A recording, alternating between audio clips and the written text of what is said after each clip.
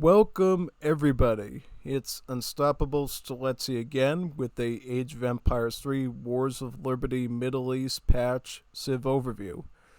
Last time we covered the Afghans, and before that we covered the Persians slash Iranians. So today we're going to be doing the Uzbeks. They're the last of three Persianate style Middle East civs that I'm going to be going over with you. After that, we'll be going over the Saudi Arabians in the next video, but they're kind of an outlier since they're part of the Arab set of Middle East civs, so they sort of have their own set of common units and buildings and so forth. Well, actually, they don't have much buildings at all, but we'll get into that next week. But anyways, the Uzbeks are probably the most complex of the three Persianate Middle East civs, namely because they have two bonuses that sort of rarely ever get combined together. I guess from an Age of Empires 2 perspective, on one side of the tree they're very nomadic, so they share a lot with like civs like the Mongols, the Huns, the Khitans, all those. And on the other side they have a lot of bonuses similar to the Byzantines, so very defensive. I would go as far to say that the Uzbeks are a nomadic defensive civilization. And as far as the nomad part is concerned, the word nomad is quite significant for them because they actually have three different nomads instead of just the one that you've been used to so far. So that's pretty unique, right? And not only that, those nomads can even build their own structures. Pretty good, right? Yeah, so today we're going to go over all those complexities of the Uzbek Civ, give you some ideas of how to use them, because let me tell you, there's a lot to cover with the Uzbeks, and you're going to need to learn a lot about this Civ if you ever hope to master them. There are some really good builds with them that can zip you to the finish line very quickly. And overall, they have a lot of safeties in place too because of their defensiveness. So it's kind of hard to get raided as the Uzbeks if you're doing everything right. But at the same time, you could be raiding your opponents very easily while defending yourself as this Civ. Kind of, something we rarely ever see in a Civ, right? Because when you think about every Civ in Age of Empires 3 is either defensive, so they're good at turtling, or they're good at rushing. Uzbeks can do both at the same time, which is kind of insane when you think about it, but we'll see why that is in today's upload. So before we get into the gameplay and we look at stuff on the map, we got to look at the cards. There's a ton of cards here we need to go over because it's really essential to understanding how the Civ operates. So I'm going to give you all the cards and tell you how I would use them and give you some advice. So here we are in the first sector here, the Grand Bazaar. And we get a lot of villager cards as the Uzbeks. You get the Infinite 2 villager card in Age 1. This one is good if you're going for a trading post based build or you think that you're going to get a lot of experience treasures. If you think you're going to be shipping Age 1 cards twice, this is a pretty good card for you because then you end up getting 4 villagers in Age 1 instead of just 3 out of the monolith card here. That being said, if you're going to only send 1 card in Age 1, probably better to go with the three servants here, so that you get more villages than you would with just a single sending of this, right? Basically, if you are going greedy XP early on, and you're going to get multiple shipments in Age 1, this is the better choice. If you're just going to go with 1 card, get this one. If you want to be super crazy and limit your deck a bit, you could go for both, theoretically, and send this one first, and then follow it up with that, but I think that's a little bit too risky because you really shouldn't be in Age 1 that long to make full value out of both of them. So it's either this or that. This or that. One of those. Alright. So now we're into the Age 2 villager cards. You can either send the single 5 villager one here or the infinite 4 villager one here. So, in terms of value, this is only going to probably be useful for fast fortress type strategies. If you're going to be sending this after whatever crates that you need. Kind of similar to when we do fast fortresses with the French civilization and we, send the CBD card after the coin. That's sort of when you would want to use this one. In all other instances, I would say this is definitely going to be better because if you're in a sustained age 2 battle where you're constantly battling somebody, you probably are going to want to send this card multiple times to boom over time. Yeah. Because here's the thing. The Uzbeks, as we're going to see, they're really good at booming if you know what you're doing. They give you a lot of opportunities to get your Vil numbers up very quickly. So, yeah, that's going to be a really important aspect for you to remember, right? And as you've seen, whenever I play Latin American or nation-state civs that have access to an infinite 4 villager card, I always use it for very specific reasons because it has a lot of utility, right? Now, in Age 3, we got another villager card, the 8 villager card. So, if you're looking to boom very quickly upon getting into Age 3, you could hypothetically include this one. It's quite substantial. It used to be one I used to use a lot with Greeks back in the day when I went to Age 3 and wanted to, really ramp up my eco. You could do that too. I don't think there's any problem in that, so go right ahead. Now, in Age 4, we get another card here, Team Mashhadi. Team Mashhadi gives the whole team about 8 villagers. That's pretty good, right? Oh, it's great. It's actually based off of a card we already have with the Swedish civilization, just moved over to the Uzbeks. So if you're playing a large 4 versus 4, and you want to get basically effectively 32 gatherers onto your entire team, this is a good way to do that. So I would definitely consider that. I mean, it's obviously up to you how much you value giving everybody 8 villages upon reaching industrial age, but it could be very beneficial, right? So yeah.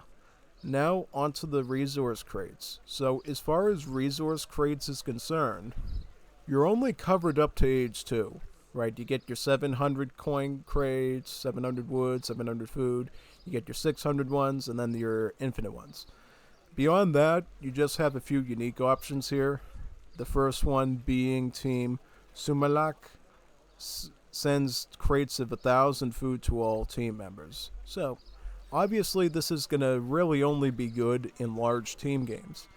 Kind of similar to the situations you would send the Mashhadi. You could sort of do Mashhadi followed by Sumalak or vice versa, and that could be pretty good for you. But I definitely wouldn't include this obviously in a 1v1 deck or a small 2v2 deck. I would only do in 3v3s the smallest, and then 4v4s would be the most valuable. Because obviously these team cards ramp up in value the more teammates you have on the team. So naturally that's what you would want to do, right? We also have another card here, Palav, for Age 1. Each Mahala provides a one-time tribute of 300 food. So, this is mainly going to be good to send later in the game. Because as you know, your build limit of Mahalas is approximately, I believe, around 10. And you multiply that by 300, and you end up with 3,000 food. Yeah, so if you can build your houses rather quickly, this could be a great way to help you research all of your madrasa techs, maybe get some more expensive cavalry units. Yeah, this is really a card for those people that really knows how to use this properly. If you use it in sort of a quick use sort of setup, I would only recommend you send it if you have at least 3 mahalas. So that way you're at least getting 900 food instead of just 600. Because here's the thing. If you only have 2 houses, it's really only as good as this card. But if you have 3 houses, then it's going to be stronger than this one and thus be more valuable. But if you wait really late until you get all your mahalas, then you're looking at 3,000 food, and that's almost enough to reach Imperial Age, right? If you were a European civ, so that's quite good. So this is for people that know how to use this card very well. If you don't really want to utilize this card, that's totally fine. You could probably find better ones, so just saying. Then we got this card, Sadaka Jaliyah. This is just a gold trickle card, so similar to Capitalism. So if you like the Capitalism card, like when you're playing the Spanish, the Ottomans, and the Legacy game, you could probably have this as a must includes for your decks as well. So potentially if you're sticking around at Age 1 for a while, you could potentially go 3 servants and then follow it up with Sadaka Jaliyah. And that would totally be fine. It would work pretty well in your favor. Yeah, so Now we got some other cards here. We got some sheep cards and we got some goat cards, herdables. So this first one here is 6 Karakul sheep and 1 Karakalpak nomad. So basically it gives you a nomad and then it gives you some sheepies. Basically, the Uzbeks get a unique herdable called the Karakul sheep. And the way that they work is they not only fatten up so you could eat food from them, but they also leave behind a gold crate with their wool. So you get a little bit of gold as well. So that's pretty neat. Yeah. Likewise, we have a bigger one here for age 3. 13 Karakul sheep and 1 Karakalpak nomad here. We also have these really big shipments of Karakul sheep on their own. We even have a team one for age 1 that sends 3 Karakul sheeps to the entire team. Now, this one, I think, could potentially be kind of useful to the players. You know, mainly because if you can get this to all your teammates, they're not only going to get the food from the sheep if they have a livestock pen, but they're going to get 300 gold as well, guaranteed, no matter when they end up being the sheep. So this is probably one of the most valuable herdables in the game that you could give to your teammates. So I'm not really a big proponent of shipping in herdables, but if you're going to do it, probably do this one for sure. But we also have some goat shipments as well. 7 goats with the Turkmen nomad in age 1. Then we have a bigger one in age 3 with 15 goats. And then we also have a Kurgs nomad with 18 goats in age 3 as well. So if you're looking for just larger volumes of herdables or infinite ones, probably go with the goats. Because they are the goat, right? Yeah. Now, beyond that, we got our Explorer upgrade. Timur Nama. Timur Nama allows your Uzbek warlord to be improved in combat, which most of these cards do. Gives him a ore that increases nearby units' siege damage, and enables him to make Salukis as well as sending you one of the dogs, right? If you forget, Salukis are sort of your war dogs. You know, they're good at fighting treasure guardians, and over time, as you send these cards, right, they actually improve in stats and get upgraded. So they could theoretically be some pretty monstrous military units if you send this card enough times. Just saying.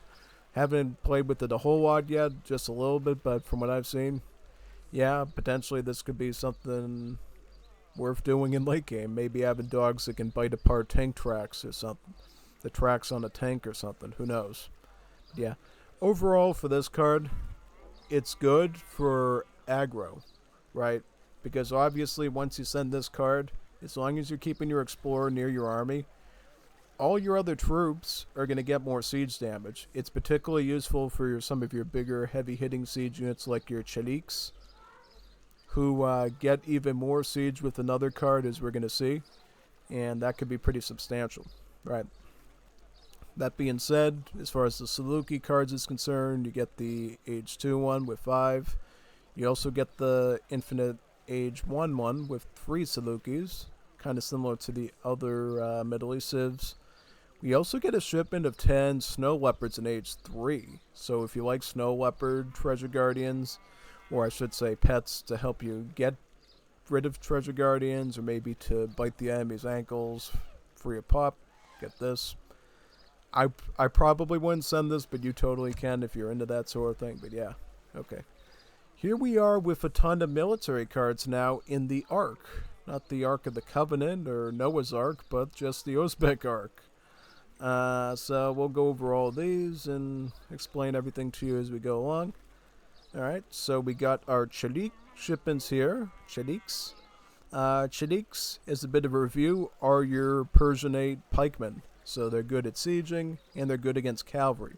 So basically, if you want to take down somebody's house, fight off cavalry, use the Chaliks. This one here, obviously a pretty good one for Age 2. This would be your Age 3 one, and then this would be your late game pike card here. Nothing too special about. You would use it in the same context as you would the European pikeman cards, just saying. Now, the big card here to go over is the Kalachelik. This card improves Chadiq siege damage by 20% and allows them to build forges, gunsmiths, and foundries. So, as a bit of a review, we just looked at the card Timurnama that increases Chadiq siege by default because they're a military unit. You can beef it up even more with Kara Chadiq to the point that your Chadiqs turn into literal siege troopers, able to take out really any structure in numbers. So that's pretty significant when you combine this with the Timurnama with the Kara Chadiq. And on top of that, this card will allow you to build forward bases too. So I think this is a very important card for you to include in really all of your decks. Because let's face it, there's going to be times when you need to build a quick forward base and you can't get villagers across the battlefield because, well, they're villagers and they'll be picked off very easily. So what a better way to build a forward base than to have like 50, 20, 30, 100, Chariqs rushing at the opponent, and then they're able to just stop for a few seconds and build a quick gunsmith, a quick forge, and then just keep pressing forward. So this gives you a lot of utility, I think, on top of giving you good aggro. So this is a very valuable card that I would always recommend that you include, because it's very rare when a card does multiple things at the same time. This one makes you A, very aggro friendly, and B, very good with your utility too, because now you can be more flexible on the map as a result. Yeah. So now we're going to look at a unique unit that the Uzbeks get, the Ok Oili. The Ok Oili is a archer unit that the Uzbeks get, and the way that the archer works is its multipliers against musketeers isn't as strong as other archers that you might be used to, like the Hadashani ones or the Lako ones. But what they make up for in lack of musketeer multipliers, they have in dragoon multipliers. So they're stronger against the maneuver class. These archers are going to be great for taking down dragoons of any kind, but they can still be used against musketeers. They have those multipliers still. They're just a little bit less. I would go as far as to call them the green jackets of archers, because that's kind of how the green jacket skirmisher works for the Brits, right? Not that great against muskets, but great against dragoons, but still useful against muskets. Yeah, that's kind of the idea with these guys. Since they are an archer, that means that they have a rate of fire of about 1.5 instead of 3, which means, hey, I can fire 2 arrows for every bullet that your rifle unit does, so that's something worth considering. And in some ways, they're considered the backbone range infantry of the Uzbek Civ, because one of your madrasa colors, the red one, actually will send you a few of these when you do it. So I think in really majority of games as the Uzbeks, you're going to see at least a few of these archers always being used, just because you get them whether you like it or not. So yeah, pretty cool, huh? Yeah, so first card is 6 Okailis in age 2. You also get a shipment of 11 of them in age 3. This is a infinite shipment of 8 of them in age 3. And then you get a shipment of 17 of them in age 4. So, this is obviously good for early games, so I would probably say if you need a military shipment with range, get this. Along with the Sardars, this could be a good duo for you. If you're going to be needing infinite shipments in age 3, I would say probably include this if you like the unit. If you just like the fact that it's good against dragoons, could be a solid pick for you. But as you'll see, we have some other units we can get infinite shipments on as well. So you're going to have to do some picking and choosing and decide what's best for you, I think. Yeah. Now, they do get a very substantial card here called Ultan Julu. Ultan Julu will research the veteran and the guard upgrades. Well, actually, no. It actually makes them cheaper. But it basically makes them almost research for you because the effect is so substantial. Because it says right here that it improves the cost by 75%, which is almost free. It's almost free. It's almost researching these for you for free. You just have to pay a weeny bit of resources. I mean, for the veteran upgrade, you would be spending only 50 wood and 50 gold. That's really cheap. That's like training a military unit level cheap. Well, actually, wait a second. So basically your veteran upgrade costs the same as hunting dogs, right? Yeah, that's very cheap. That's almost free. And then your guard upgrade would cost about 150. That's cheaper than the veteran upgrade. So I mean, yeah. I thought at first it was gonna say research for free, and it practically already does. So yeah. I think personally, I don't like this one. I'm not saying it's bad. I just wouldn't use it personally because look, you would have to be going for a fast industrial, I think, for this to be justifiable. You know why? Because, in theory, if you're playing like a normal pace game and you're in H3 for a while, you're already going to have the veteran upgrade, the regulated one, already researched. So, yeah, that's all I'm saying. I just think, I don't know. I might be overlooking it, but yeah. That's at least the way I would look at it. Yeah. And I could be wrong there, but who knows. Yeah. Now we got the Sarbazan. The Sarbaz are your Persianate musketeers again, so pretty good units. Their stats are quite similar to the Gallego right now for the Arab immigrants on the Latin side, so you know that the stats are pretty reasonable and they cost a pretty okay amount as well. So obviously if you need some in H2, this is a reasonable shipment. 9 in H3 could be useful as well if you're a fan of the 9 Musketeer shipments for the vanilla game. Also, you get a big shipment in H4 if you want to get that. Yeah. Now, as far as upgrade cards is concerned, we get some wonderful cards called Range Infantry Attack. Yeah, this is pretty good, right? Basically, it upgrades the range attack of about 4 different units. The Orkoili, the Salbaz, the Murgan, and the Kalasi. So a large variety of units we can access as the Uzbeks will be improved by this card. So, in theory, very valuable, you know. A lot of upgrade cards only affects 2 units. This one affects 4 of them. So yeah, that's pretty nice, right? Oh yeah, big time. Big time. As well, yep, we get a combat one, we get a hit point one, and we get a range attack one too. So that's quite neat. Now we move on to the Murgans. The Murgans are some skirmishers that we can make as the Uzbeks. So not only do you get a archer, you get a rifle using skirmisher too. So these skirmishers are a little bit different though. So basically while the Uruk-ailis are specialized against dragoons, the Murgans have better multipliers against the musketeers than the dragoons. So if you want to shred muskets, the Murgans are going to be your best friend. If you want to shred the dragoons, they're going to be your best friend. I mean, honestly, I think that the Uruk-ailis are still going to be good against muskets because of their rate of fire, but, you know, Murgans just have the multipliers there. Just saying.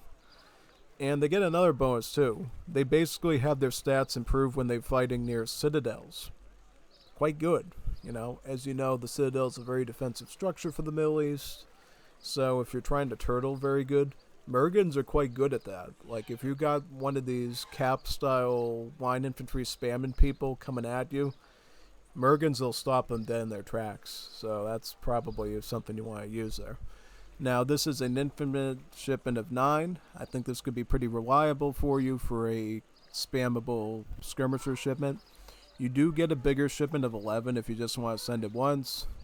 And then you have a big boy one of 18 in age 4. Yeah. Now, what we got here is 2 different cards related to them. The first one is Kurkovyami rifles here. What this does, it actually transforms all of your Uruk-ailis, all of your archers, and turns them into Murgans. It also acts as a combat card for the Murgan, improving hit points by 15% and attack by 15%. So if you really like Murgans, you could totally start the game out with the archers, because they're the more affordable budget option because they cost wood instead of gold. And then you can use this card as soon as you hit age 4, turn all of them into the bear Murgan, and then upgrade the Murgans too. So now the skirmishers are not only there now, they're even stronger than they were before, so that's quite good. And considering how they already get a combat card here, this means that theoretically, from the home city, you can upgrade your Murgans up to 30% additional stats than what they started out as, which is quite substantial. You rarely get a chance to upgrade one unit that good from a home city, but here you are. We also get a card that's a little bit more universal called Team Karakul Shoes in H3. infantry moves faster by 10%. So this is going to be a good card to send to all your teammates. If you want them to be a little bit more maneuverable on the battlefield and have sort of similar performance to the Ashigaru Musketeers of the Japanese, this could be a good card for you to send, Because, as you know, range isn't everything. I mean, there's certainly some Musketeers in the game, as you know, that have more than 12 range that do pretty good because of that range. Another important aspect is movement speed. Because as you've seen in all the Colosseum Buokais that we've done, people who get infantry speed can really maneuver well and avoid a lot of bad situations. They can go in, do the range damage that they need, and just take off with taking very little casualties. And that's really what these sort of cards entails for you. And what a great way to get it by helping out the whole team in the process. So that's good. Alright, so we got some special cards here that I'd like to go over with you since they're a little bit different. The first one is the Army of Khiva.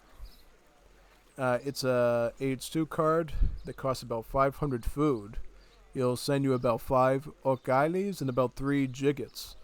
Jigits is a hand cavalry that we get access to as the Uzbeks. So, considering this card here, it's basically, again, a 3 Hussar ship in an Age 2 as a European, but also, again, a couple of archers add in as well. But unfortunately, you would have to pay 500 food. I think in some situations, this could be quite good. The thing I would totally say is the Uzbeks is, they're really good at herdable economy. It's sort of that nomadic aspect. So, if you can maintain good herdable economy, I would say all these food costs are almost irrelevant to you, Because basically all you would have to do is eat a couple of herdables, and then this is basically just a card that sends you a ton of stuff with extra value. So yeah, basically that. Similarly, we have the Army of Tashkent in Age 3. Sends about 9 Sarbas and about 5 Zambaraks. Zambaraks, again, that mounted camel cavalry that has multipliers against musketeers and crush damage. So basically like a mounted Abiskar. So, relatively speaking, if you're in Age 3, you want a big boy shipment, this is a great one because it gives you a bit of anti-cav, and then it gives you a lot of good anti-infantry too. In general, the firepower on this one is quite good because obviously the Sarbas can shoot pretty well, and then the Zams are going to do really well. So, yeah. And as I said before, Uzbeks, they never go short on herdables. There's a few bonuses baked into them. They'll make sure that you always have at least some herdables there. So, yeah, the food cost is definitely something to consider, but it's a little irrelevant if you're doing everything right.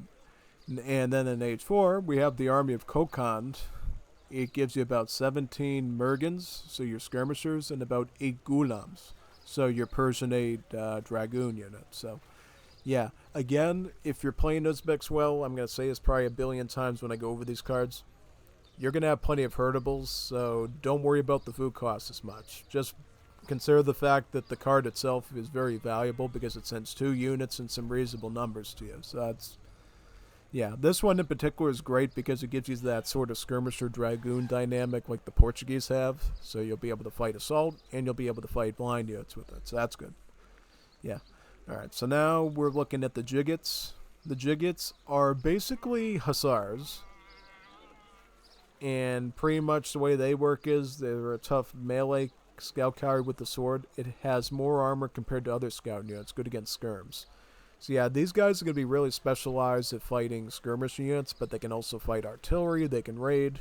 They're a pretty flexible unit. And they're a little bit more armored than your standard hussars you're going to see. So when it comes to like shooting am and stuff with your muskets and your skirms and dragoons, they're going to be able to take on more abuse from range attacks. And as you always know, town center attacks are pretty damaging, right? So, in practice, the Jigit could potentially survive a little bit longer under town center fire than the average handcap, making them a pretty good unit. Something you're going to see with Uzbeks is you got a lot of diversity in the ways that you can play them. You can play them very infantry-based around the Cherik, the Sarbas, the Oikaili, and the Mergan. You can play very cavalry-like with the Jigits. The Uzbeks give you a lot of options. Right? So they get a 5 Jigit shipment here, kind of similar to the European 5 Hussar one. If you want a big card for Age 3, you could totally send that one. But if you think you're going to need multiple Jigit shipments in Age 3, go with this one so you can ship it multiple times and make the most of it. You do get a 7 Jigit shipment as well if you're going for Industrial Age gameplay, potentially. Got that. Now we move on to the right over here to look at the one card for the No Karha. If you forget, the No Karha is sort of an assault cavalry similar to the Escoltas of Latin America, right?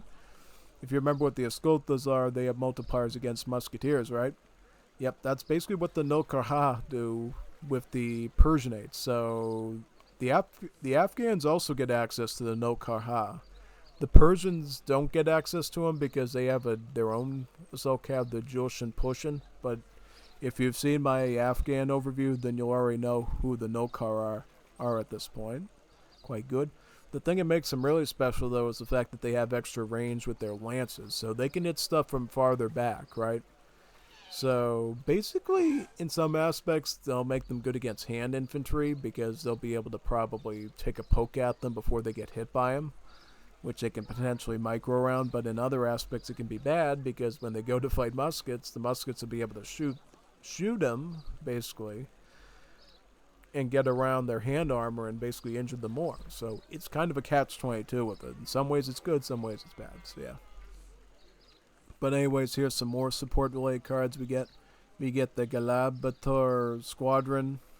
This is an Age 3 one. It costs about 600 food. It gives you 4 Gulams and about 3 Nokar. So a little bit of assault and a little bit of maneuver. We've seen similar cards like this with the Central Americans, giving you Yanets and... oh, wait a minute, no, the Dragon Rojo and the Escoltas. So yeah, that's kind of similar. I'm not going to tell you again about what I think about the food costs on this. You know at this point. Then we get an Age 4 one, the Najdadasti Squadron. Gives you about 6 Gulams and 5 Nokar. So these ones are pretty similar to each other, except this one's a little bit bigger than this one, right? Yeah, so I think in general, as long as you're, maintaining your herdable economy well as the Uzbeks, which is pretty easy to do, you honestly could just send these cards instead of the regular ones because they're going to give you more stuff and they're going to give you multiple stuff, which I think is pretty good. After that, we got this card here called Donkey Cavalry. This is a trade-off card, just so you know. This is a trade-off card. So the way the Donkey Cavalry works is, cavalry is cheaper by 10%, but your cavalry also loses 10% of their hit points. So, if you're someone for whatever reason is running out of resources all the time when making cavalry through the match, you could potentially go with Donkey Cavalry. Just be aware that the cavalry might not last as long. They might take a hit and die when they normally would. So this is kind of up to you as the player.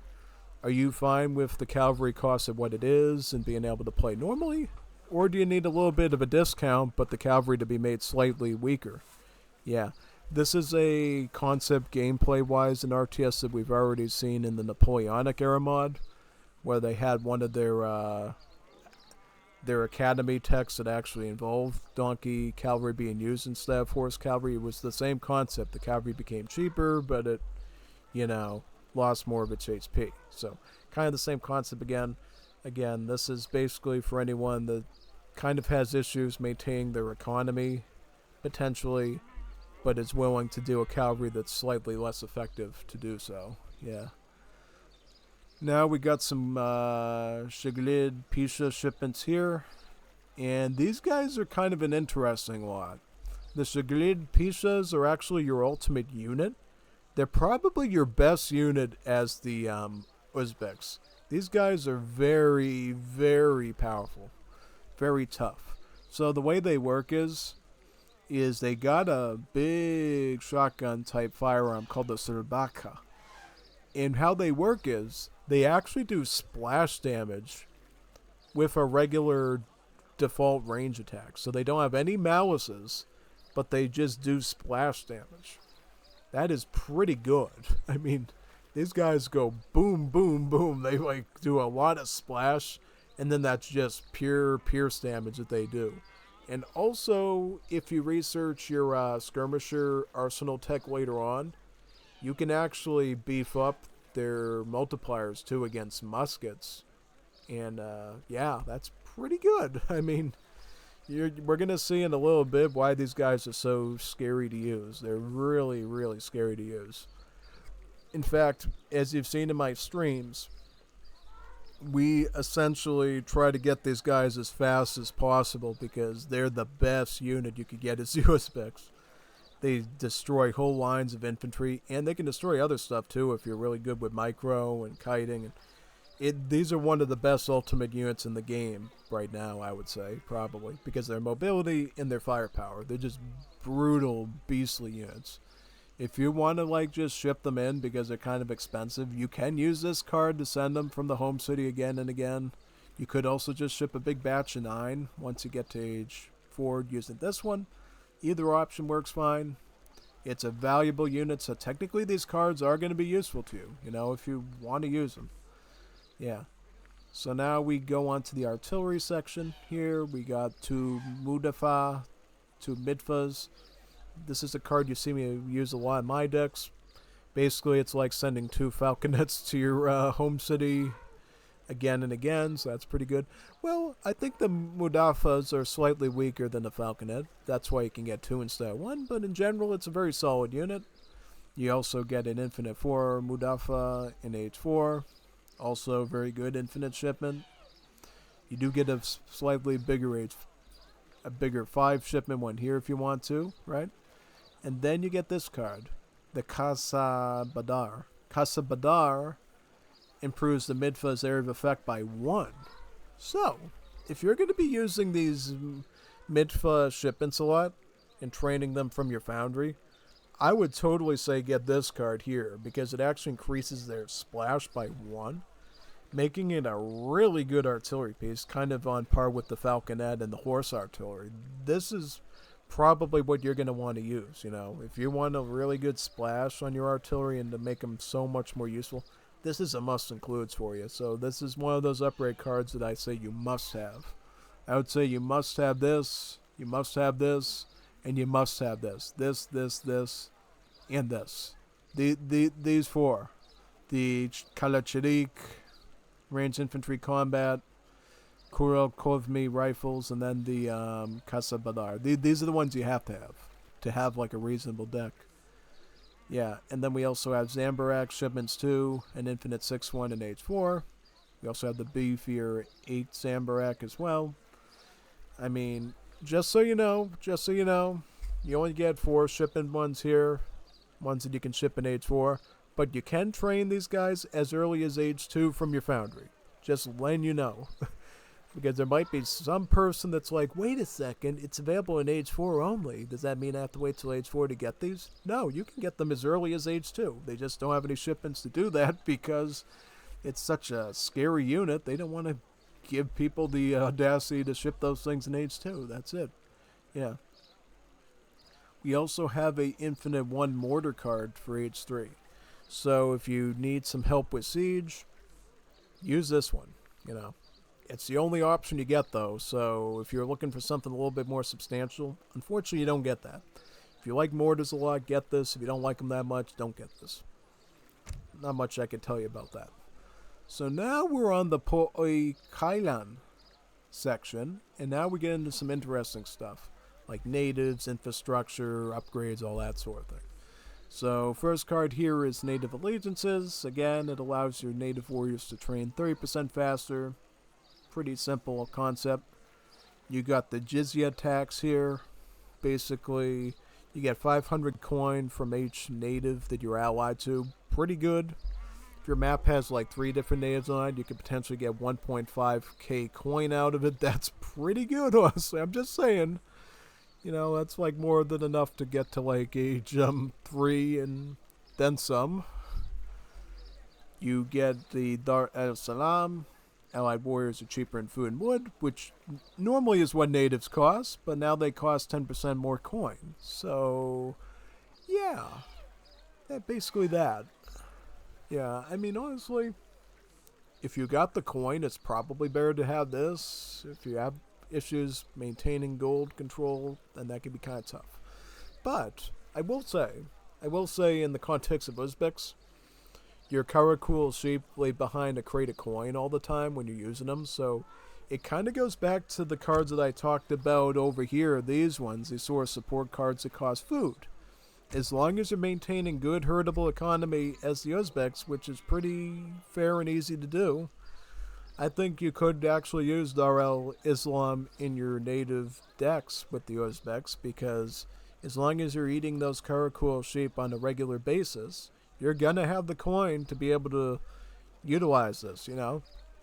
And maybe in that context, you can save more on wood, and you can use more of that wood to maybe make the Chariks that are really good with this Civ, or maybe even make a couple of Loikaili archers, you know? I'm just giving you some ideas. We also get advanced Caravanserai. Since Caravanserai already shoot at the opponent, this is a little bit different, so he'll make the trading post 50% tankier, and gives them a population boost of 15. So basically these act as little mini houses if you send this card, which is kind of nice, you know? It actually enables players to be more greedy on the trade route and play more like the Ottomans, because if you can get a ton of trading posts on the trade route, now you don't have to build mahallas, because this covers your population stuff, at least to an extent, so you can sort of push back on that, which is quite good. Yeah. Also, we got Kinship. This is the same as Blood Brothers. Researches your Veteran and Guard upgrades on the natives. Quite good. We also got Chorsu. Chorsu makes Caravanserai very cheap. 80% cheaper. So, yeah, basically I think it reduces their cost to, like, I don't know, let me think. Statistically, that would make them less than 100 wood, right? That's pretty substantial considering the Caravanserais are basically defensive and can shoot at enemies and stuff, so yeah, that's quite good. I mean, if you're trying to play greedy trade route at all on a map, this is probably a must includes with this. You probably want this and that. This and that. Unfortunately, you're going to have to spend 2 shipments for it, but you could definitely get some utility out of it, just saying. Yeah. As far as native stats is concerned, we get like a full set of combat cards as the Uzbeks. We get the Dhimmi attack, the Dhimmi hit points, and even the Dhimmi combat. So we get all of them. We get all the native improvements there, which is great. Yeah. As far as training units is concerned, we get Ansar for the infantry, basically your fencing school. You get Forlucia, which is like your riding school, great. And then you get your alchemy, which is like your engineering school. So you get the full plethora of training techs that you need as the Uzbeks. You even get the advanced forge later on that we're going to look at that can also improve your train rate with the forge units. So that's good. Yeah. Very, very good. So now we're moving down to an interesting section for the Uzbeks, which is the Citadel stuff. So, obviously, first one is going to be improved buildings. This is great for Citadels because, as you know, Citadels are tankier than your average town center. So, these things are going to be really good for turtling as the Uzbeks. And as I said at the start of the video, the Uzbeks are a turtling masterpiece of a civ. They're like the combination between Mongols with the nomadic and then the Byzantine type turtling aspect. So, improved buildings is a great card to send as the Uzbeks. And right away, we can see why the Uzbeks are quite defensive. You know why? Because they get 4 Citadel cards instead of just 3. Everybody else just gets 3. The Uzbeks get 4 of them. That is pretty good. That is very good, actually. And it's actually more substantial than you think, because there's another aspect that we're going to find out about later on about the Uzbeks, of why this is so good. But anyways, we'll go over them. We got the Merv Citadel. This is an H3 one. If you send this, then your build limit for Citadels in H3 would go up to 3. Because remember, in H2 and 1, you can only have 1 Citadel. 3 and beyond, then you can have 2 Citadels. If you want to have like 3 town centers, you're going to need this. Actually, wait a second. You don't even need this, but we'll assume that they're normal. Alright, so playing by the normal rules of Middle East, yeah, this would get your build limit up to 3 town centers, right? And then over here is your Samarkand Citadel. We would get your build limit up to 4. If you send this one as well, then you would get a build limit of up to 5, the Kiva Citadel in Age 4, and then you have another one, the Kokon Citadel. We would get your build limit up to 6. So with these cards alone, your Citadel build limit is already 6 if you send all 4 of them, which is pretty good. I mean, it's really good actually. Yeah. And we do get some cards related to the Citadels on the right side here too, namely the Timurid architecture. Buildings now trickle a small amount of experience, which varies by their cost. Doesn't apply to walls. Eek. Yeah. Yep, basically, as you can see here, it'll improve the temple trickle by 0.1. Kind of good. It'll allow your citadels to trickle. Well, here's the thing. Based on the card description, the more expensive the building is, the more XP it's going to trickle. So if you're going with this strategy with having all these citadels, like all 6 plus of them, I said plus because we'll find out later on why that is, you're going to get a ton of XP and be able to ship all sorts of stuff. You're going to be able to ship these unit shipments in more often. You're going to be able to send your royal court stuff in, royal courtier armies in more often. So yeah, there's a lot of stuff going on there, right? Yeah, absolutely. So, yeah, I figured I'd point that out to you to figure out that, yeah, this is a really Byzantine-style civ. And likewise, I do get some cards to help with the defense even further. You get Quelat, doubles the amount of towers you can build, so not only can you have a ton of citadels, you can have a ton of towers as well. So that's pretty good. And then Advanced Citadel makes them 30% cheaper.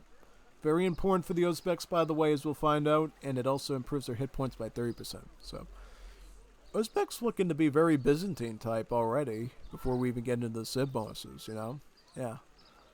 Now we move on to sort of the emergency unit and villager cards. You got your Fedayin, improves villagers by 65% HP, just like Pioneers. You do get a team card with the Uzbeks, Team Kolash. Citizen melee attack highly increased. So your villager's hand attack goes up by 50%.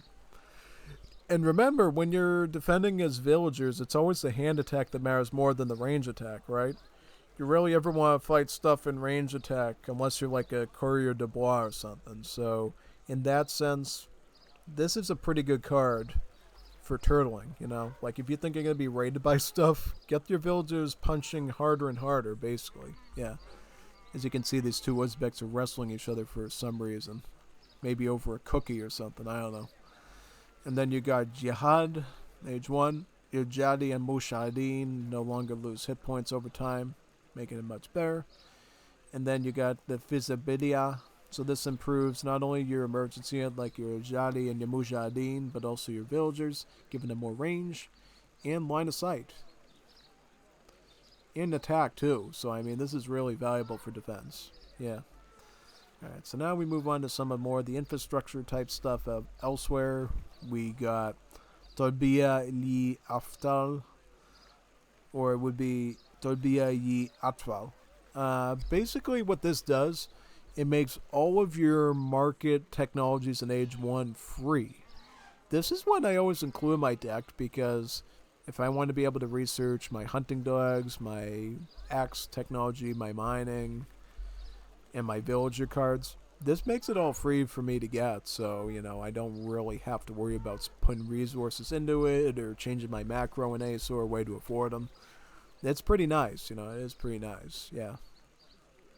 Also, we get Advanced Bazaar to improve your market exchange rate. Advanced Temple enables 1 extra temple and increases its experience trickle. Pretty good. So, obviously, combine that with your Timurid architecture. Now you can get a really good church thing going on there, basically. And then we got Nastalik script. Yellow madrasa texts are cheaper and research faster. So this one is pretty good because it's kind of a well, it's actually even better than harem photography for the Persians, because remember, harem photography for the Persians just cheapened the yellow text. This not only cheapens the yellow text, but it also makes some research faster too. This is one I also include in my deck all the time because I believe, similar to the Persians, it's the yellow madrasa text that actually matter more in the early game. So that's why I always go with this one. But it's for a very different reason. In the case of the Persians, it's because they give you the crates back and then give you trickles, which makes your economy much better. In the case of the Uzbeks, it's how you improve your herdable stuff, which is probably the key to your economy as the Uzbeks. So that's really important. Yep. You also have Advanced Forge. Basically, the way that Advanced Arsenal type techs work for Middle East is instead of making it available earlier, what it does is it basically allows the building to work faster because there is no formal arsenal building when you play Middle East. It's baked right into your military buildings themselves. So the Forge has their own upgrades, the Gunsmith has their own, the Foundry has their own. So yeah, basically it's like having a little mini fencing school. Well, wait a second. No, because remember, the Forge includes archers, hand infantry, and hand cavalry, as well as cavalry archers. So that's, wait a second. Let's go back here. What do we get as the Uzbeks? We get hand infantry, the Charik. We get an archer, the Okaili. And then we get various hand cavalry. We get the Nokar and then the Jigit. So, effectively, this card is really good because it actually improves the training rate of not only your hand units, but also one of your range units too, in both cavalry and infantry form. So that's really, really good. And in sort of a messed up way, you could just play the game around the units from the Forge, you know. I think Uzbeks are kind of in a weird place where they can just build a Forge and never even touch a gunsmith if they don't want to, you know. They can just play archers and spears and then throw in some Jigits and Nokars later and just call it a day. So yeah, that's pretty interesting to say the least. We also have Advanced Madrasa. Madrasa's cheaper and adds more hit points. I don't really ever think anybody gets this one because I just don't think it's that useful, but you could totally do it if you want. Yeah. Torbia, this is a good synergy with this card here. Essentially, you would be able to get your yellow madrasa text to be 30% cheaper and then the others just 10%. I haven't really explored the idea of combining this and this yet, but you could totally do it, I think. Could be good. In the Maljiz, Madrasa Technologies research faster. If that's something you're concerned with, probably get that. Just saying. Nadha enables one extra madrasa to be built, plus a madrasa wagon. Only good if you want to research multiple madrasa texts at the same time. Otherwise, it's not really that good. Yeah. Also, we get some royal court-related cards here. The Great Game, courtiers send more units. And then Sphere of Influence, mission shipments arrive instantly and foreign units are stronger. Yeah, basically. It's quite good. And now we're on to the Madrasa. So these are all the economic cards that we'll go over. So we got calligraphy here. Servants and wagons build stuff faster. We also got Toyul. Fountains, livestock pens, and equivalent economic buildings are cheaper and build much more quickly. Kind of similar to the European cards. We do get Fish Market, which, if you didn't know, Uzbeks are along the Caspian Sea, so theoretically they can do some sort of fishing, which is pretty interesting. It actually makes more sense with the Uzbeks than the Afghans, which are totally landlocked, but yeah, definitely. Then we also get some wood cards here. We got the carpentry and the Intosia. These can be very good cards for the Uzbeks because you have a little bit more dependency on wood as the civ.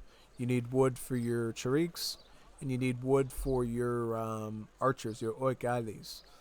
You also get a lot of Citadel building potential as this civ, so maybe you'll include more of these too for that purpose.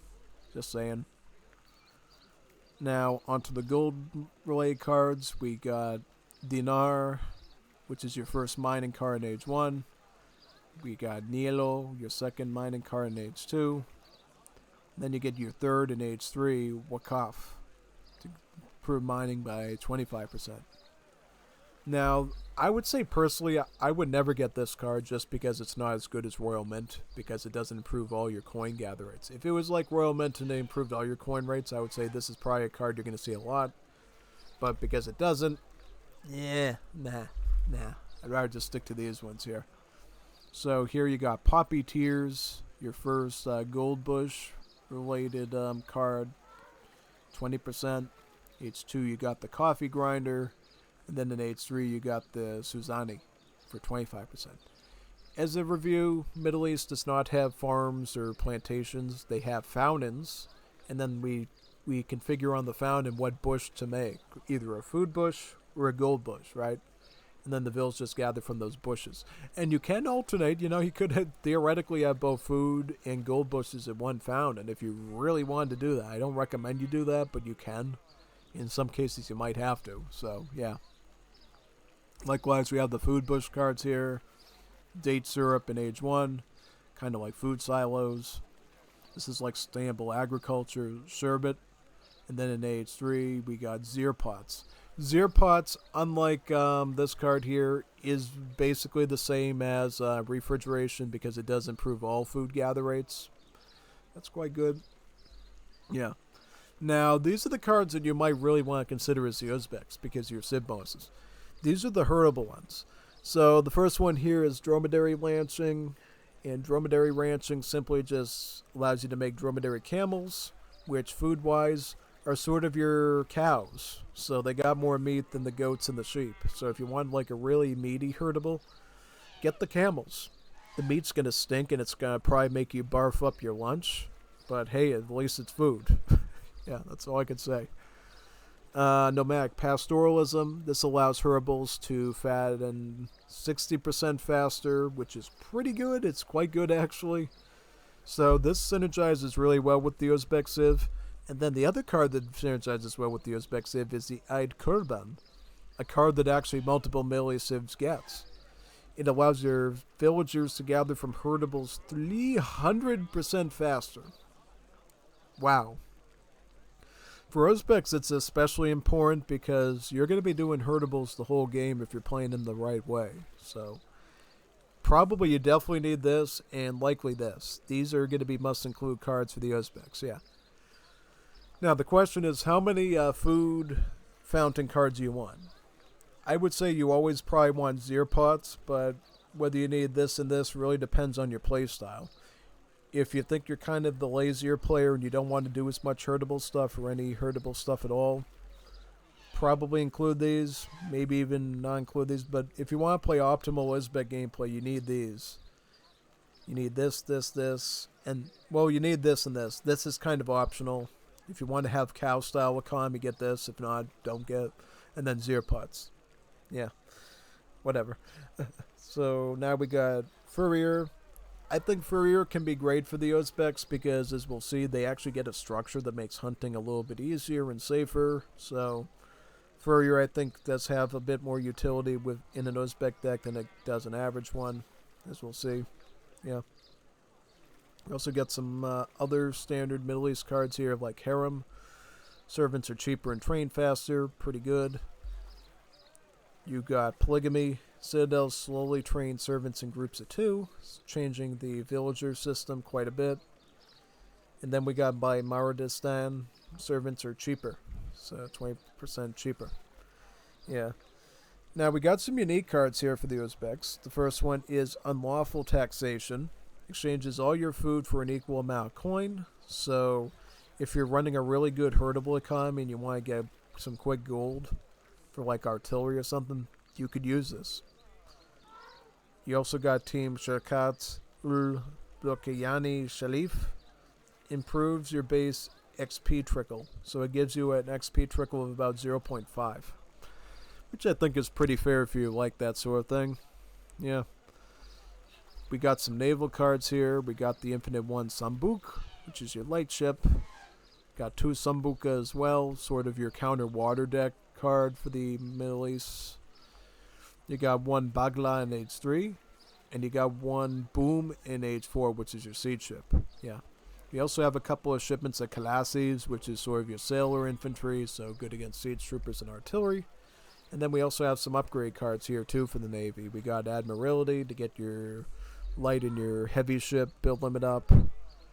And you also get naval combat too. So, you're covered somewhat in the naval military aspect, which is great. Now, as far as cards is concerned, we got some interesting shipments here. So first we got Chaikana. Allows you to build an extra hookah lounge, and hookah lounges are cheaper. So, if you want to play mercenaries in a game, you could potentially send this once you reach AS3 because it will allow your hookah lounge to only cost a fraction of what it cost before. And then you'll be able to have two of them as well. So you can either double queue up in your base, or you can build a forward hookah lounge as well and rush people with it. It's kind of nice, Makes you a little bit more flexible in mercenaries. Speaking of mercenaries, what do we get for mercenaries? We get the Vickers Purchase to basically ship in Gatling Camels and enables... Oh, wait a second. So they actually improved this card the last time I saw it. So now, it looks like we can actually access Gatling Camels from the Hookah Lounge once we send Vickers Purchase. Yeah, there was a bit of a question of that if we were going to be able to get Gatling Camels throughout the game with certain civs, because this used to be an infinite shipment of Gatling Camels, then they changed it to just a single shipment, and now it looks like it's a single shipment that also unlocks them too. So, if you really want to work your Chaikana card, get a ton of Gatling Camels. Yeah. This would also affect Saudi Arabians, by the way, when we go over them in a week. So, just be on the lookout for that. Higher Herati Korakwals. These are like a mercenary dragoon. They do a pretty good amount of damage, so I would say totally get these guys if you like mercenaries. The Balkri Alusi is a heavy melee infantry from Balkha, good against shock units and buildings, so pretty good in that aspect. We also got the Mashadi Shamkokachis, which is sort of like a mercenary skirmy, I believe, stronger at long range. That means it probably has a Giselle of some kind. You can get Alusis and Shambuchkis in this one. Then we also get a native too. We get the Jadid allies. These are basically like a they're like a native dragoon. So they use a rifle and they have a sword. So these guys need to be good against assault units and artillery. Unless there's some other multipliers I haven't seen yet. So yeah. We'll probably go over natives individually once they become available on Middle Eastern maps in the near future. So that would probably be something on its own. Speaking of natives, here's another native, too, that we're going to see in this patch as well. The Mennonites. Mennonite immigrants. Ships 3 Worcestershires and 1 Citadel wagon. Enables increased gather rate action on the Worcestershires. So, Mennonites used to live in I think they still live in Uzbekistan. Because the Mennonites of Europe were looking for safe places to live, away from persecution and stuff. The Uzbek lords said, why don't you come to Uzbekistan? They ended up going there, which is kind of interesting because you got these weird European Christian sects living in a Middle Eastern Muslim country that's nomadic and desert-like. So yeah, kind of similar to the Mormons in Utah in a sense, only a bit more Middle East-ish, I would say. Yeah. Also, you got some Corsair shipments here. Pretty much, yeah. Now, as far as the Royal Court is concerned, I would say the Royal Court is a little bit bland for the Uzbeks just because their special cards really don't feel that special. They're kind of the same thing. Which, it's not a bad thing. It just doesn't, it's just not like, it's not that spicy. I think that's the term. It's not that spicy. So yeah, let's look at these right now. So you get the access to the Russian mission, just like you do for 2 of the other militias, right? The Afghans get access to the Russians, and the Persians get access to the Russians too. However, the Russian option for the Uzbeks is slightly different, because instead of giving you Cossacks, it gives you Frontoviks. So if you want to get like a musketeer spam, you could totally go the Russians. They'll give you huge numbers of frontovics, big numbers, and then also you get a card here, Tashkent Reserves, which actually cheapens the cost of all these. So you can ship these easier and cheaper. Yeah. I mean, personally, I think this is a bit of a stretch because I don't think you would ever really need this as long as you maintain your economy personally, but that's just my opinion. Yeah, basically, if you want to spam these cards like crazy and you're going to have a ton of trade XP and stuff, and maybe even combine in the Timurid architecture, I could potentially see a build around this. Could be something, you know. Just keep in mind that Frontovics are weaker than line infantry, so they're going to be kind of poop, you know. On the other hand, though, you can go the Persian route and get access to Jembazin instead. Now, the Jembazin, good in HP, but they've got a really good range attack and a good hand attack. So, for me personally, I would skip the Russians this time because they're not giving us any hand cav or anything. They're giving us just weak muskets. I would go with the Persians and go with the Genbaz, personally. Alright, this one gives you 9 Genbaz, this one gives you 12, and then this one gives you 17. Obviously, if you go all Persians, then you could effectively add 6 onto that stack as well, which is quite good. Likewise for the Russians. If we went all Russia for whatever reason, this would be like a 27 Frontoviki shipment. This would be a 23, and this would be a 18. Yeah. Now, Zurabadi Reserves is basically the same as this one. Has this literally same effect to cheapen in all these. If you think you're going to be sending this the entire game, maybe get this. Otherwise, I'd say, nah. Yeah. Whatever's. Yeah. Pretty much. So, there's all our cards. We are now going to do some, gameplay stuff. We're going to show you on the map what everything looks like. And you're going to enjoy it because, well, it's Wars of Liberty, and why wouldn't you enjoy it anyways, right? Yeah, basically. Yeah, if you don't enjoy it, then I don't know what to tell you, man. This Middle East update is literally insane. So, yep, I'm going to go over the units. I'm going to go over the Madrasa text, the Royal Court stuff. Really anything you might need to know about Uzbeks to play them effectively. So, yeah. Let's do that now. Map. Do we usually just do Thar Desert? Usually, yeah. Just do that. I'm going to leave it on medium. I don't think we need to do it on fast. I almost want to put it on slow. You know why? Because we're going to have to do some really nitpicky stuff here today.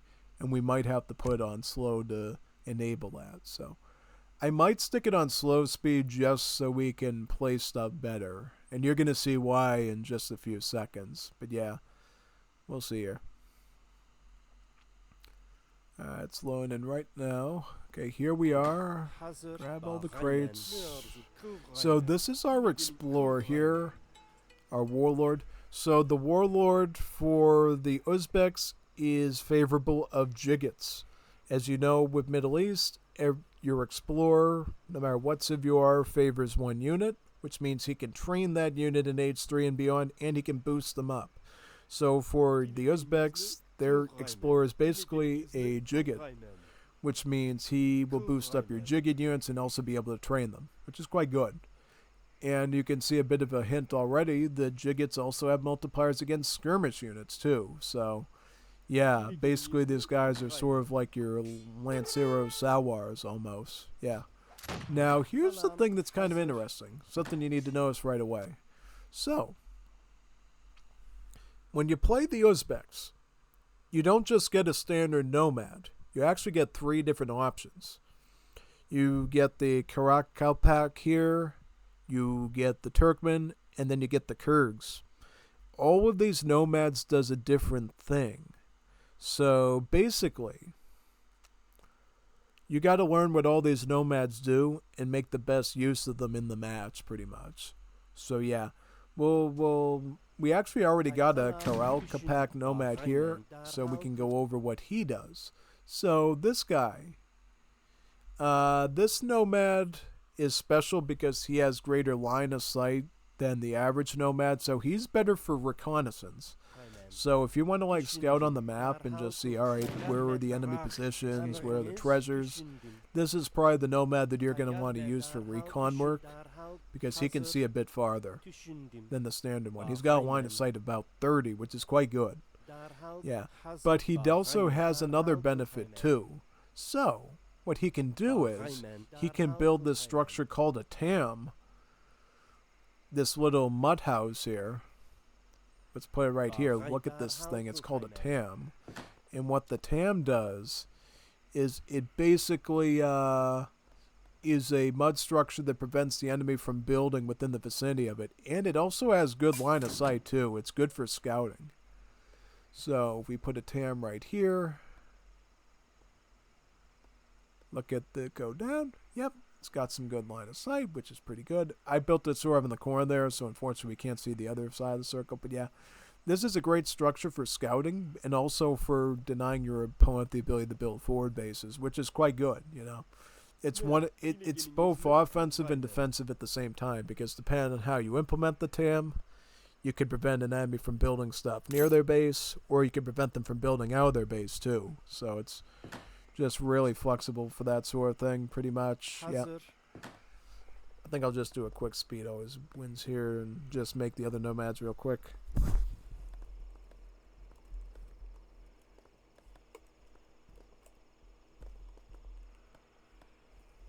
Or not. Actually, I won't do that yet. In the meantime, though, let me put down the madrasa here. Should be good. Yep.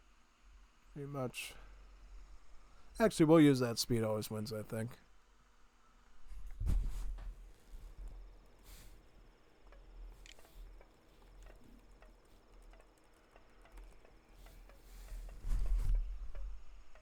And then we'll get speed always wins next.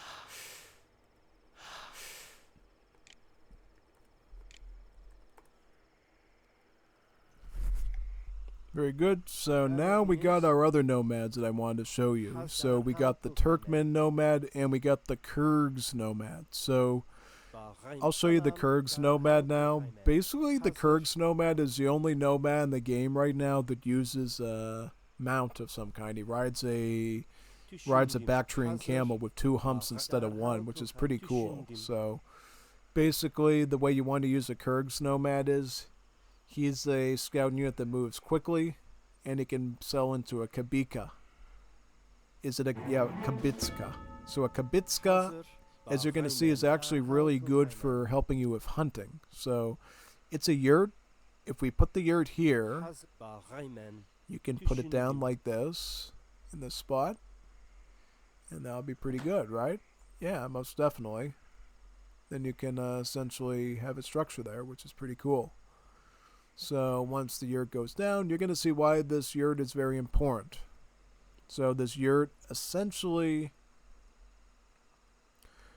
allows all of the animals to gather around it. It's the same concept as the granaries in Definitive Edition with the Africans, except in this case it doesn't do anything with any sort of gather rate bonus or anything. It just simply lures the animals in.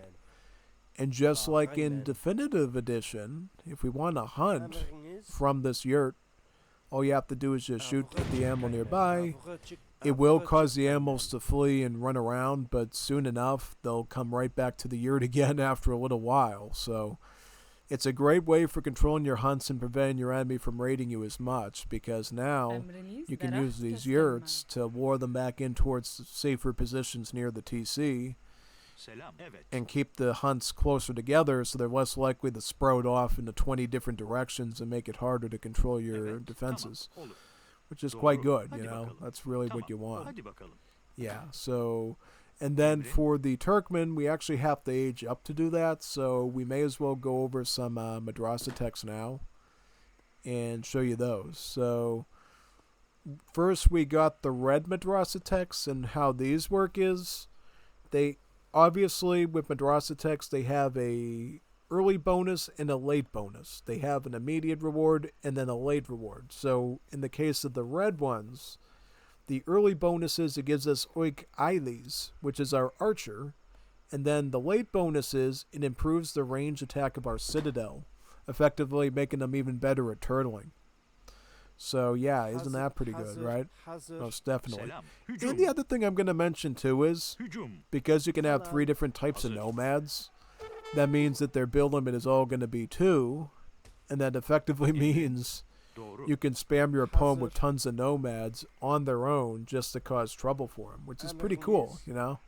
It's pretty nice. It's pretty nice to say the least. Yeah, most definitely.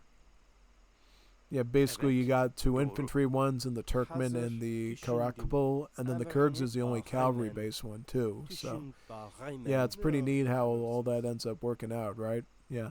Funny enough, this guy still uses the old cavalry tag instead of the shock unit tag like this guy does. I think they might need to change that, but whatever. Yeah, you get the idea though, pretty much, yeah. The reason why I want 2 sets of nomads here is so I can take a cool picture later for the thumbnail for the video. So yeah, we'll do that a bit later. But yeah, so far you see that you get a yurt that helps you to lure in animals. You get a tam to help prevent enemies from building buildings within the vicinity of this thing. Pretty nice. But once we get to age 2, we'll see how the Turkmen works and why it's probably the most annoying nomad to deal with if you use them right. Yeah. So now we're researching Arka Bukhara, which is our first red madrasa tech.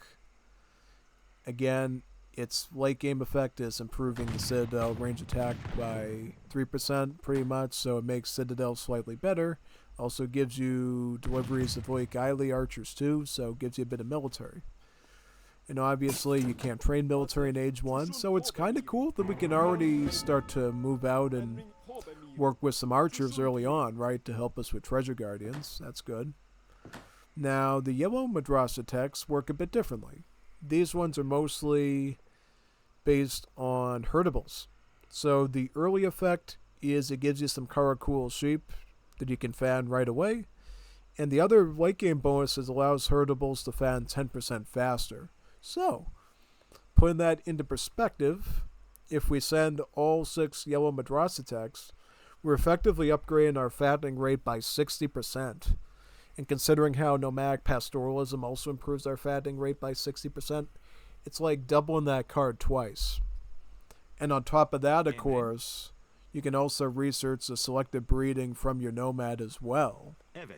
So, yeah, that's why I said herdable economy for the Uzbeks is just really good in general, because it effectively allows you to found the animals really fast, much faster than any other civ in the Middle East culture.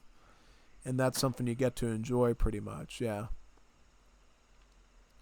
And while we're on the subject too, we'll go over the blue madrasa texts. So the blue madrasa texts, they'll give you some nomads of different varieties. This one will give you Kurgs.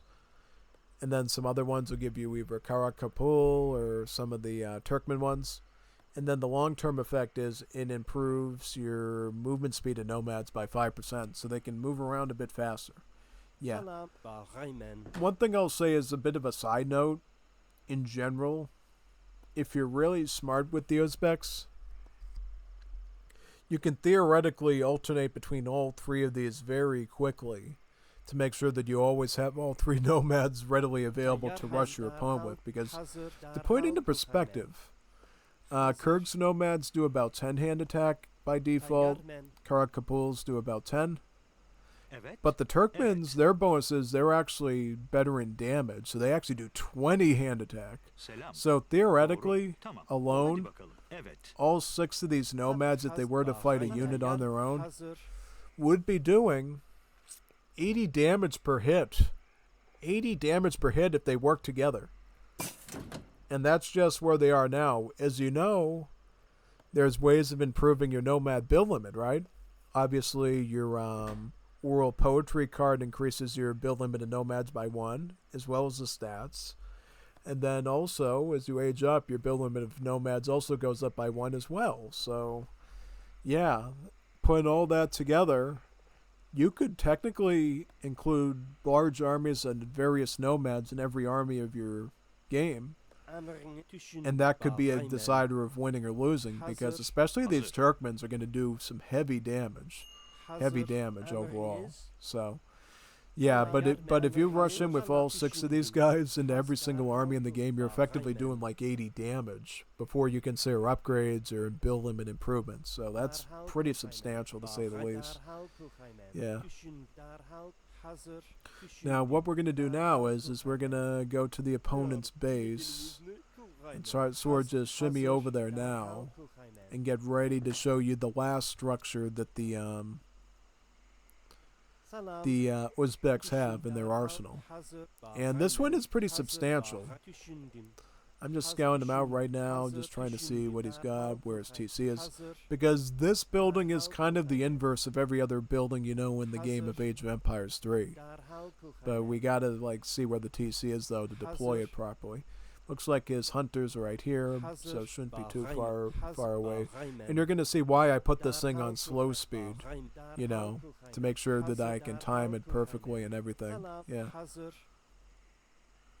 Yep, so we should almost be at the town center now. Should be good. Okay, so here's the TC here. And blue should almost be researched. Slave Emporium. There we go. Okay. So here's the Turkmen. Now he's got a structure called the Alaman. So the Alaman is different than any other building in the game because we can't build it near our base or anywhere on the map. We can only build them near town centers, so it has to be within the range of an enemy town center. That's quite something, right? Because normally the game says, no, you can't aggro somebody's town center like you can in Age of Empires 2 with tower rushes and stuff. Well, surprise, surprise, the Uzbeks are the only civ in Age of Empires 3 history that lets us tower rush people with these Alamans. That's already something worth looking at. It really is. I mean, look. This game literally tells you can't tower rush people and be lame like that. But the Uzbeks, they can do that. As you can see, this mud tower has a range attack of about 15. And it's got a multiplier against villagers. Go mind you. Look at that. It actually has multipliers against villagers. So this thing is going to cook any villager that it comes across. This is very big. Not only does it act as a rushing tower in an opponent's base, it also produces units that spawn from it for free that will hurt the enemy as well. The Alamanina. The Alamanina is a Turkmen nomad on a horse with a bow and arrow and a sword who spawns out as a Gaia unit, which means not only will he try to kill their guys, he'll try to kill your guys too. So he's, you know what you could think of this as? You've played Age of Mythology right before, right? The Titans expansion. Remember the Tartarus Gate that the Atlanteans get? That spawns a bunch of beasts that attack all the players. That's literally what this building does. It spawns these radical, unaligned nomads that will literally try to fight everybody that they can in constant stuff there. So yeah, it becomes even more annoying as you get more of these. And also you can decide where he spawns in on. So if you right click here and you place him here, this is where the nomad's going to end up, right underneath their town center, which is super funny. Because it effectively puts the enemy on thin ice, because not only do they have this tower that can shred their villagers if they get too close, but then you can pick off some of their villagers and distract them by having these Alamaninas riding around their town center like that and targeting everything that they can possibly find. So yeah, that's pretty spooky, isn't it? Yeah. What I'm going to do now is I'm going to build a Tom here. If I can. Can I build a Tom? Evet, hadi bakalım. Trying to see where I can put this. Evet. I want to build these structures close to each other so we can take a picture of them in a bit. Take a photo. I'll put it right here. And then we'll build a yurt right around here or something. Yeah, we can do that. That's fine. That's fine. Emrin doğru. I'm just looking for a good way to structure this. You hang out here. You guys hang out over here, okay? Yep.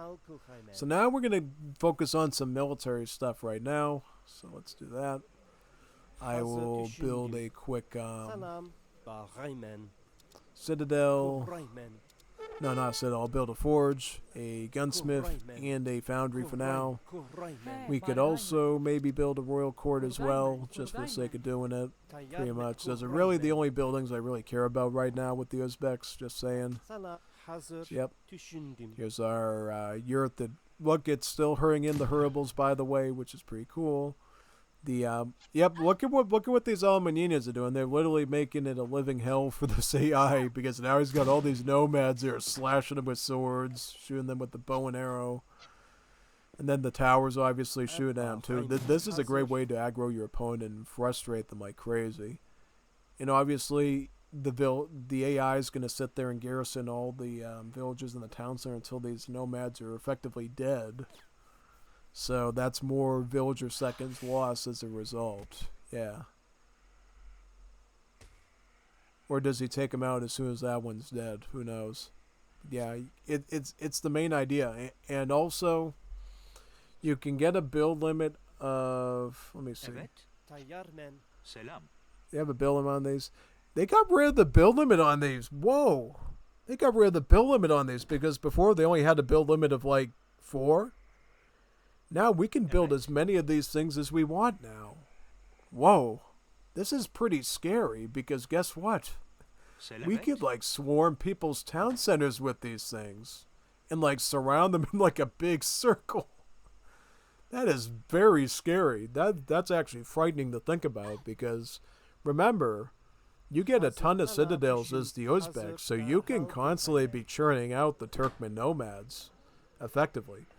And I'm going to show you why right now. So, one of the civ bonuses of the Uzbeks is they get 1 additional citadel build limit per age up, including age 2. So, basically the Uzbeks are almost like the Portuguese, because remember how the Portuguese build limit of town centers goes up 1 per age, from like age 1 to 4? That's what the Uzbeks do. So, you don't even need any of those Citadel-related cards to like this to even do anything. You can literally just get extra Citadels just by playing the Uzbeks effectively. So now we're building Uzbek Citadel number 2. Yeah. Now there's another defensive bonus I have to go over as well with you. So, you see this little shiny light going over the building? Basically, the Uzbeks get a civ bonus where buildings near the Citadel get an HP buff. So, if you build a forge, a gunsmith, a foundry, a madrasa, whatever near the Citadel will actually beef up their hit points and make it harder for you to siege it. You're probably pretty shell-shocked by that, right? Oh, it's substantial because not only can we have like 10 or so citadels as this civ, but those citadels are actually beefing up the HP of the other buildings as well. So you can tell now why this Uzbek civ is very dangerous as a defensive Byzantine style civ, because effectively it's basically impossible to siege an Uzbek base as long as they're preparing, as long as they're doing what they're supposed to be doing. A Uzbek citadel base is like an impenetrable fortress because you got multiple citadels shooting at the opponent. You got the buildings with more HP. You can put TAMs right outside of it too, so they can't put a forward base really close. On top of that, you got your Alamans in their base harassing them. The Uzbeks are a monstrosity of a civ, but you got to be able to, work it well. I'm playing on slow mode right now like it's Sesame Street. If you were playing in a real match at normal speed, you would have to manage all this stuff at the same time, right? You'd have to say, okay, I got some Kurgs natives. I got to find some hunts to put down so I can roar in the hunts. Okay, I got some Turkmen nomads. I got to put down some Alamans to harass the opponent. I got some Karakapul nomads. I got to put some Tams down to prevent the enemy from building. I got to plan when I'm going to build my second Citadel. I have to plan this. I have to plan that. I got to plan my Hurrible plan. Basically, with the Uzbeks, you're playing a lot of city builder type stuff. And you have to be really quick on your feet to make the most of it, you know? Yeah, that's basically it. Tamam, olur. And speaking of which, here's our color cool sheep right here. Because I don't care, I'm just going to eat him right now to show you basically what he does. Alright, so when we have a color cool sheep, you can eat his meat, right? Yep, his meat is right over there. And then once you're done eating his meat, then you can actually gather some coin from his wool, which is pretty cool. Yeah. And you can tell the difference between a normal sheep and a Karakul sheep because the Karakul sheep have horns on their heads, which most sheep don't. They have like goat-style horns, which is pretty neat, right? Yeah. So we got about 4 villagers there trying to gather from that little sheepy over there. Very nice. And then pretty soon he'll turn into a coin crate, and then we'll be able to get a bit of coin economy from that, which is pretty neat as well. Yeah. Quite nice. Alright, so now let's see what military we got here. First we got the Oikaili, right? This is our archer. He's got a range of about 18. So more range than a crossbowman. That's pretty good. That's why I said I don't care that his multipliers against muskets are less. It's not even that bad because his multipliers against muskets is still 1.5, which is pretty solid. It's better than the crossbow type unit that has 1.25. He gets the 2 range. He gets the +2 range with 18. His rate of fire is 1.5, so it's basically every basically when he does what am I saying? I've got a bit of a tongue twister there. Basically, when you're using gunpowder units in Age of Empires 3, they're usually shooting every 3 seconds. In that same amount of time, this archer's really doing double damage. Because while the range attack here looks like a mere 9, he's really doing 18 damage every 3 seconds because he's shooting twice as fast. Yeah, so really consider his range attack to be like 18 as long as he doesn't die between his volleys. So that's something to consider, you know. That's why the range attack looks kind of shrimpy, because basically he's shooting twice the speed of your gunpowder units like the Citadels over here, pretty much. Yeah, that's essentially the case there. What else do we got? We got the Jiggets, right? We got our horse unit, the Jigget.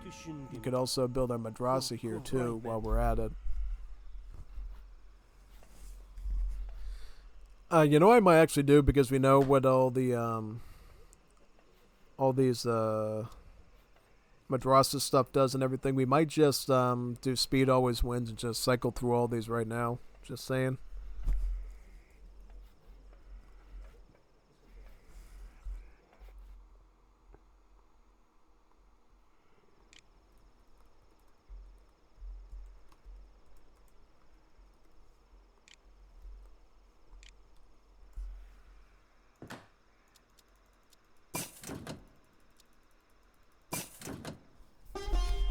And notice how over time the blue madrasa text changes over to some of the other nomads as well, so it's not all one-sided. It ends up capping off with the Turkmen nomads at the end.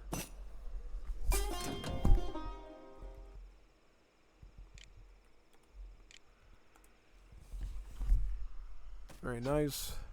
Oh man, whoa, look at that, because we did the speed always with. Look at him, my nomad's got his face. Oh man, he's cooked. Look at that. I guess if we do cheat codes allowed, maybe we should play Uzbeks. Look at that man. Oh man, this guy is cooked. Look at what they just shredded the mantlet, and within seconds. Oh man, this is good. Oh no. Oh god. I might not even be able to stand near this thing now because all these nomads are going to be riding around and attacking me and stuff.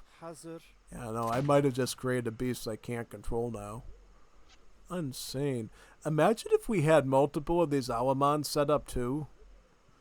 And by the way, these guys can't attack buildings either, so that's kind of the rule of them as well. So theoretically, if you can sneak in your nomads, you can actually still build Alamans even though these guys will literally be trying to shoot arrows at them.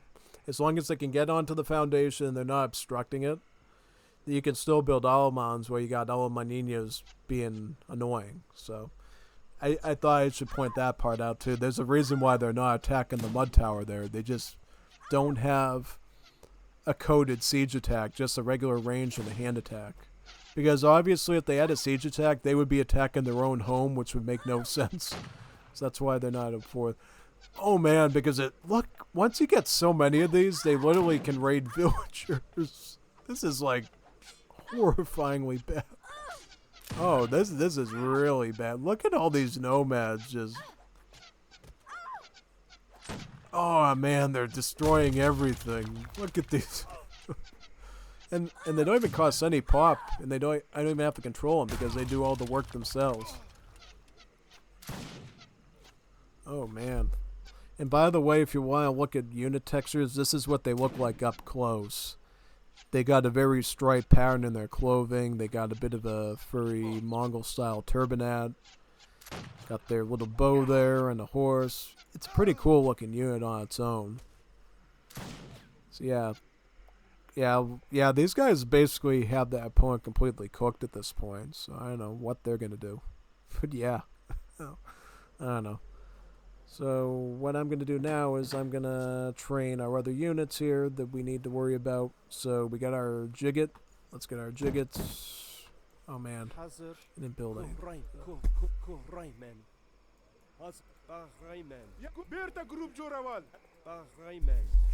Oh god, look at all the nomads we got now. This is pretty serious. Yeah. I'll get the oral poetry, so we get a plus build limit on that. I don't think we have to play this game anymore because it looks like the Almanina has already got the bot basically cooked in his base, yeah. I would be so shell-shocked that the AI just decided to resign because every time he tries to make a villager, the nomads are just cooking him. Yeah. Bill tries to go back, lands right into a... This is like Mongol warfare right here. Unbelievable.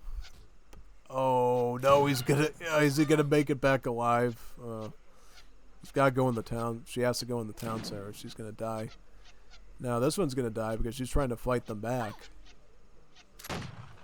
This is crazy. I don't even control these units. They're part of Gaia. It's like a Tartarus Gate on steroids. And this is just with one that I happen to run the cheat code on. In a realistic game, you could have multiple Alamans and just wind them around the clock and just be constantly pouring in with more and more of these things to pressure their TC. The only issue, though, is if you make too many of them, then you won't be able to reach the enemy TC to take it out. So what you could potentially do is stick the Alamans on one side of their base and then run your mortars down here and snipe their town center. So all their villas are exposed to all these and the towers, which would be pretty dastardly to do. Yeah, definitely. So what units we got now? We got to make some Jiggets, right? We got to make some Mergans, and we got to make some Jiggets. And then we also have to make the Shagrid Pishas as well, and then we'll have all of our units basically that we need. Yep. Pretty much.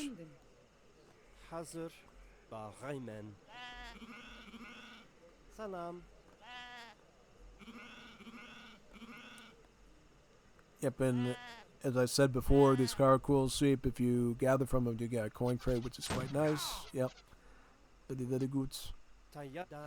What I want to do now is I want to get all these units, and then I want to show you what the late game upgrades look like on them, so you can see how cool and pretty they look, basically.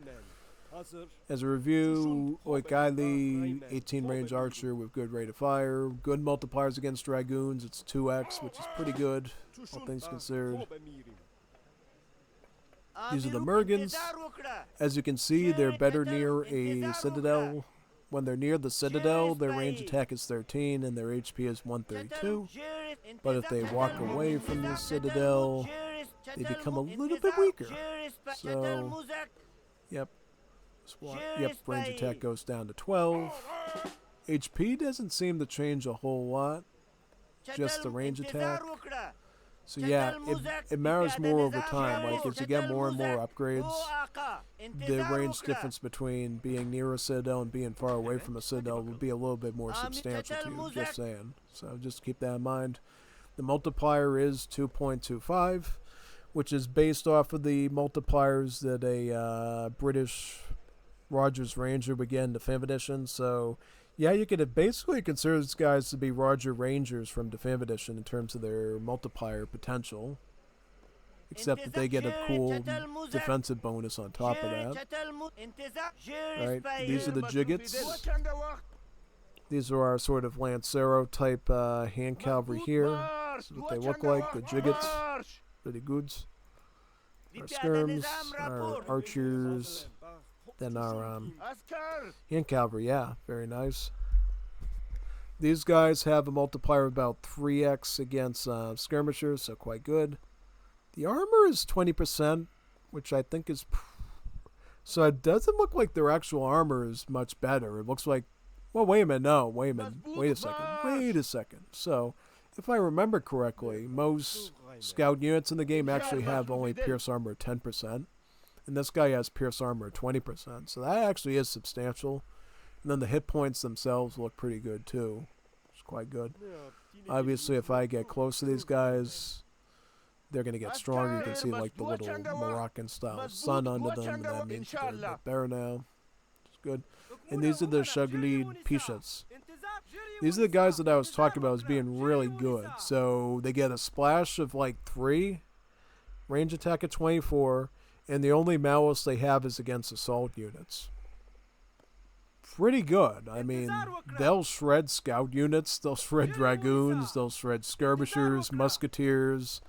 They'll shred everything that they get near. These guys are really, really dangerous. Really dangerous here. And guess what?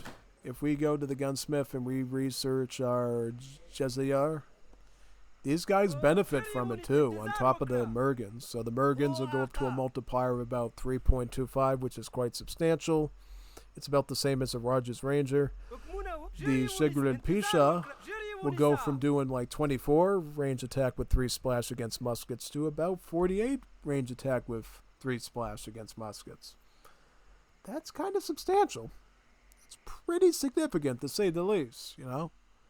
Pretty big, pretty spooky, pretty scary, actually. So, yeah, I mean, that's definitely something to consider there, you know.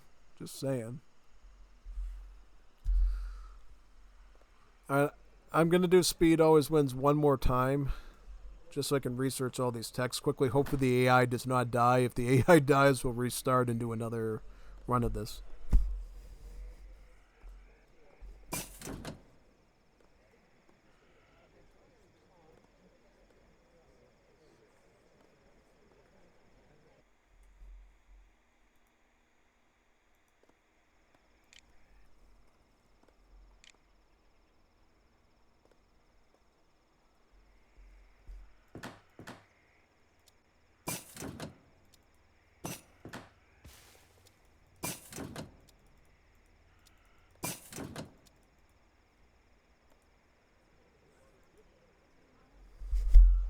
Oh, lordy, look at all these nomads. This is getting insane, man. Yeah, pretty much. Yeah, this is scary to watch. Look at all these nomads just running in like insane. Unbelievable. Spooky, spooky, spooky. And then I can also place him to go over here, too. And, like, completely smother his town center as well. Like a nightmare fuel scenario, yeah. All right, so let's take a family picture with all the Uzbek units. How beautiful they look. So we'll stand. I think we'll stand around here and take the photo sort of in this area. But we're gonna have to bring everybody over, right? Yeah. All right, family photo. Let's see where we can stand without getting shot at by these guys.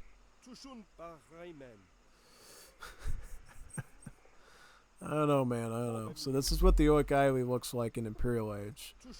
It's got some beautiful coverings, a nice turban. This is our Kurgs nomad coming over here. We'll bring our Turkmen and our Kurgs over as well.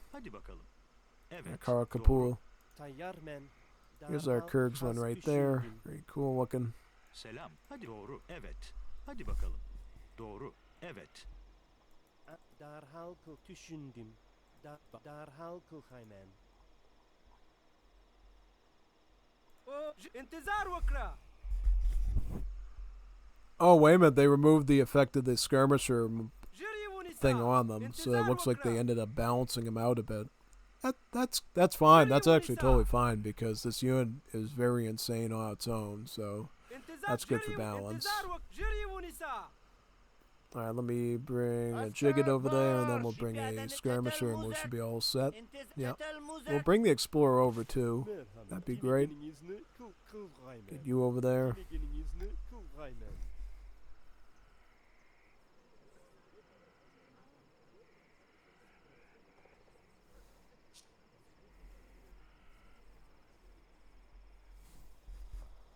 Ne arzu kılga dinegenin izni kılga dinegenin izni انت جريوني انتظار وكرة ne arzu kılırsız.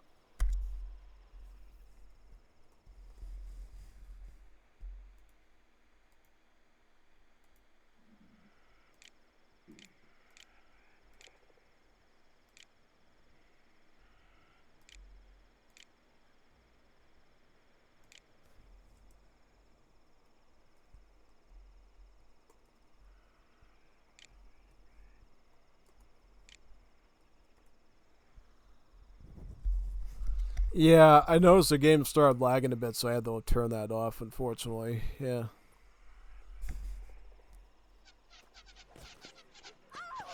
Look at this mess I created. Look at this mess. Look at this beautiful mess. Oh, man. Unbelievable. Too swift of foot and strong of tomahawk are your warriors. You know what? I admit defeat. Stay in the game. Don't be a wimp. Fight like a man. A real man. Alright, so here's all our guys here to take the family picture of the Uzbeks. Stay over here.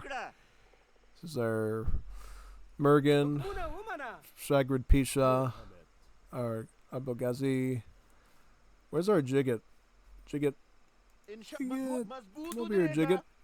Jigget. Yeah.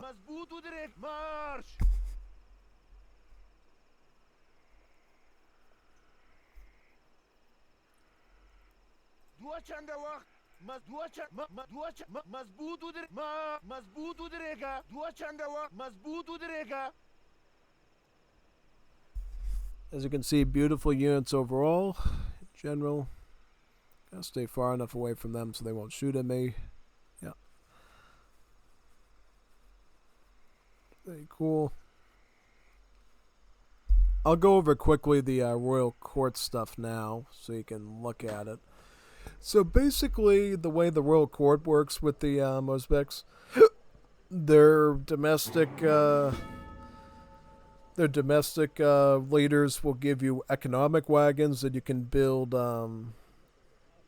fountains with, pretty much. So if you want some fountain economy to go alongside your herbal one, you'll probably want to stick with your domestic leaders. And what they end up doing is they increase the build limit on the nomads. So you thought it was bad enough that you could spam a ton of nomads. You can do it even more with these techs. You can effectively stack your nomad build limit up by +3, which is quite good. It's quite substantial, actually. Yeah.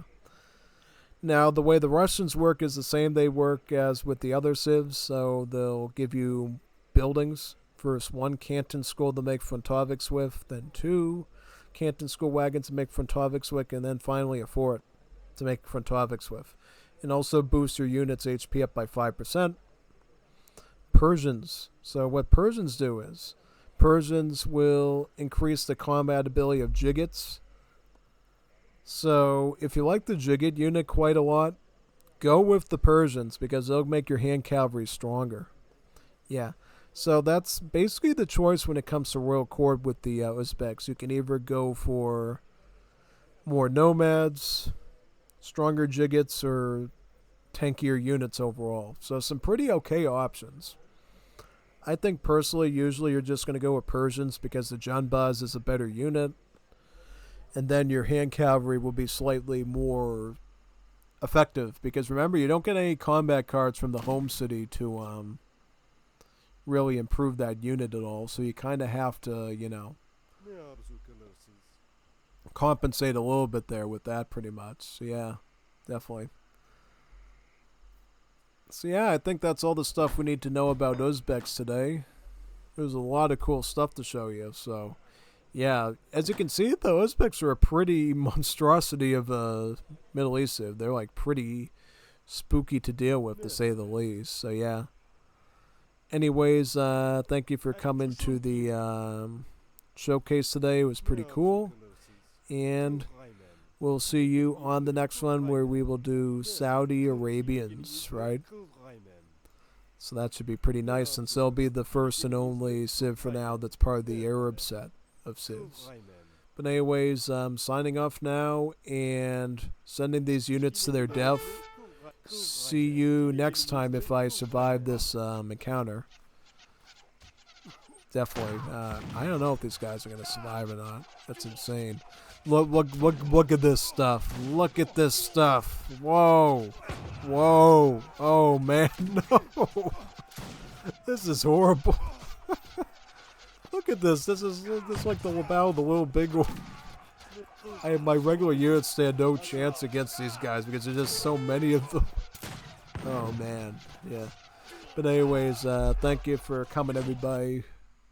Next recording will be about the Saudi Arabians. So see you there, partner.